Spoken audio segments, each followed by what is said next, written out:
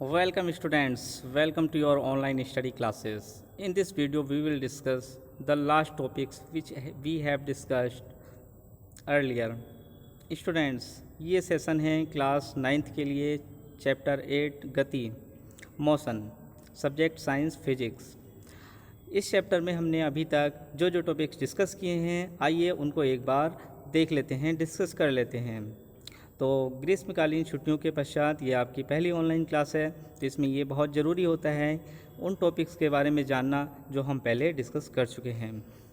ठीक है, आइए स्टार्ट करते हैं। आपकी क्लास की सब्जेक्ट साइंस की बुक है, इसमें चैप्टर 8 फिजिक्स है और यहाँ से आप देखेंगे कि इसमें से सबसे पहले हमने यही डिस्कस किया था गति किसे कहते हैं। इट मीन्स गति का वर्णन, ये हम डिस्कस कर चुके हैं।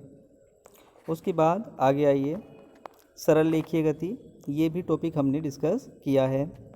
उसके बाद स्टूडेंट्स आगे बढ़ते हैं और हम देखते हैं जो अगले टॉपिक्स हैं, एक समान गति और असमान गति, ये टॉपिक भी हमने डिस्कस कर लिया है।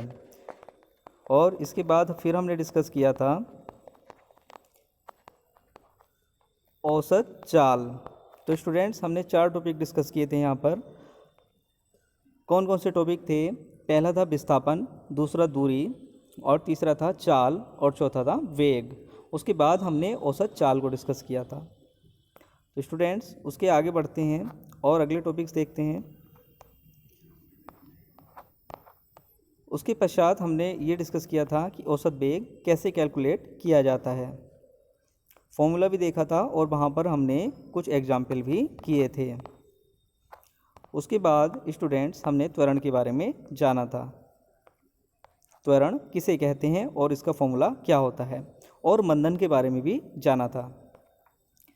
इसके आगे बढ़ते हैं स्टूडेंट्स और फिर हम देखते हैं कि हमने गति का ग्राफीय प्रदर्शन करना सीखा था कि गति को हम ग्राफी कैसे रिप्रेजेंट करते हैं।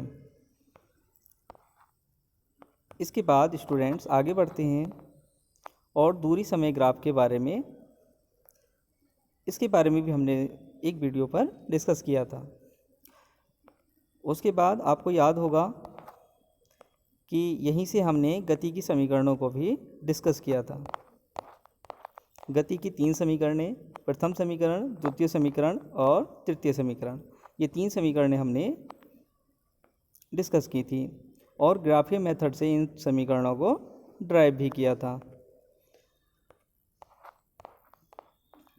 उसके पश्चात ये देखिए स्टूडेंट्स, यहाँ पर गति की कुछ समीकरणें लिखी हुई हैं। इन समीकरणों को और इन पर आधारित कुछ प्रश्नों को हम पहले हल कर चुके हैं। आगे बढ़ते हैं स्टूडेंट्स और देखते हैं अगले टॉपिक्स क्या हमने डिस्कस किए हैं। तो अगले टॉपिक्स एक समान वृत्तीय गति, ये टॉपिक हमने डिस्कस किया था, आपको याद होगा। एक समान गति, पहले हमने वृत्तीय गति और एक समान वृत्तीय गति, और हमने ये एग्जाम्पल भी डिस्कस किया था। तो स्टूडेंट्स इन सब टॉपिक्स के बाद कुछ और चीज़ें हमने डिस्कस की थी, वो इस प्रकार हैं कि हमने एग्जाम्पल्स भी डिस्कस कर लिए थे। देखिए यहाँ पर कितने एग्जाम्पल्स हैं।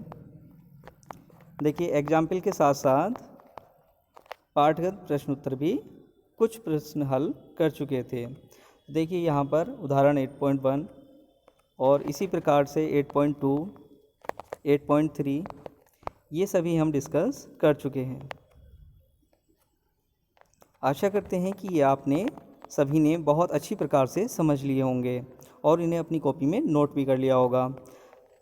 लास्ट क्लास में मैंने कुछ स्टूडेंट से कहा था कि जिनके काम कंप्लीट हो चुके हैं वो मुझे मैसेज करें। बहुत से बच्चों के रिप्लाई आए हैं, इसका मतलब आप लोग बहुत अच्छी तरीके से पढ़ रहे हैं। लेकिन अभी भी बहुत से स्टूडेंट्स ऐसे हैं जिनका कोई रिप्लाई नहीं आया था, इसका मतलब उनका काम कंप्लीट नहीं था। स्टूडेंट्स ऐसे लॉकडाउन में ऑनलाइन क्लासेस चल रही हैं, तो आप इसका भरपूर फ़ायदा उठाएं ताकि जब आप विद्यालयों में आएँ तो आप काम भी कंप्लीट हो और आप टॉपिक को पहले से भी समझ चुके हों। तो यदि अगर रिवीजन भी कराया जाए तो भी आप जल्दी से उसको ग्रैब कर लें और अगले टॉपिक्स को जल्दी समझ लें। तो यहाँ एग्जाम्पल 8.5 और 8.6 ये भी हम कर चुके थे। उसके बाद स्टूडेंट्स हमने डिस्कस किया था उदाहरण 8.7। आगे बढ़ते हैं, ठीक है। तो इसमें इतने ही उदाहरण थे, ये हमने डिस्कस कर लिए थे। उसके बाद स्टूडेंट्स हमने क्या डिस्कस किया था बताइए, सोचिए ज़रा। जी हाँ,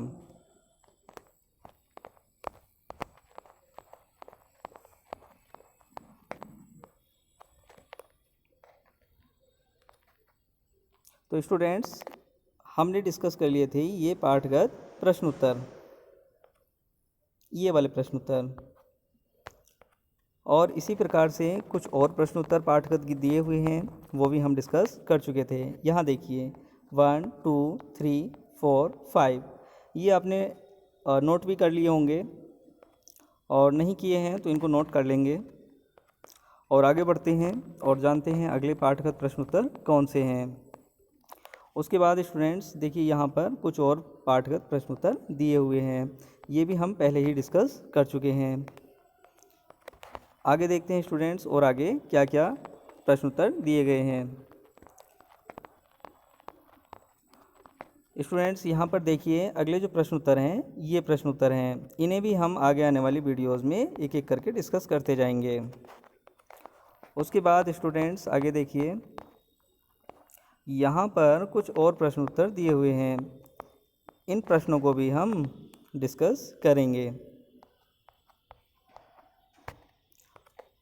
और बहुत अच्छी प्रकार से आप तैयारी करके चलें, क्योंकि अभी जो पिछले बोर्ड के एग्ज़ाम हुए हैं उसमें आपको ज्ञात होगा कि जो बोर्ड के मार्क्स दिए जा रहे हैं वो 9th क्लास के बेस पर भी कुछ मार्क्स दिए जा रहे हैं, ऐसा अभी सूचना मिली है।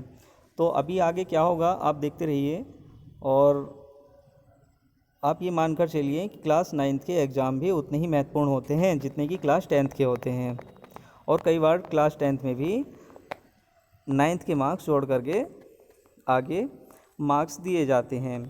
तो स्टूडेंट्स ये तो पाठगत प्रश्न उत्तर थे जो हमने डिस्कस किए थे, और कुछ प्रश्न रह गए थे वो हम अगली वीडियो में डिस्कस करेंगे।